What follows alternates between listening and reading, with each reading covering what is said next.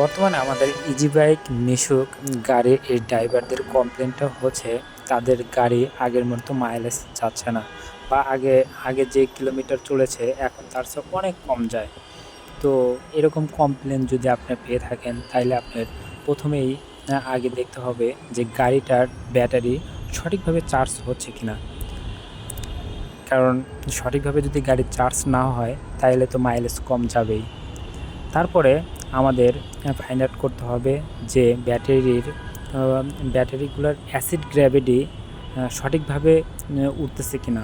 সেজন্য আমাদের হাইড্রোমিটার দিয়ে প্রত্যেকটা ব্যাটারির অ্যাসিড গ্র্যাভিটি মেপে দেখতে হবে যে অ্যাসিড গ্র্যাভিটিটা কম বা বেশি আছে কিনা।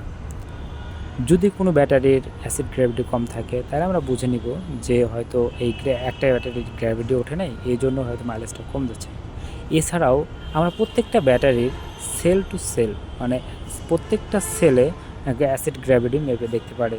যদি কোনো সেল থেকে এক সেল থেকে আরেক সেলে অ্যাসিড গ্র্যাভিটি আপ ডাউন থাকে মানে কম বেশি থাকে, এতেও আমরা বুঝতে পারবো যে এটার জন্যও মানে গাড়িটির মাইলেজ কম যাচ্ছে।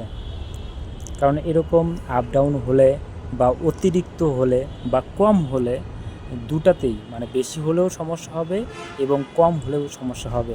আমাদের অ্যাকচুয়াল অ্যাসিড গ্র্যাভিটিটা থাকতে হবে, তাইলেই ব্যাটারিগুলো সঠিক মাইলেজ দিবে।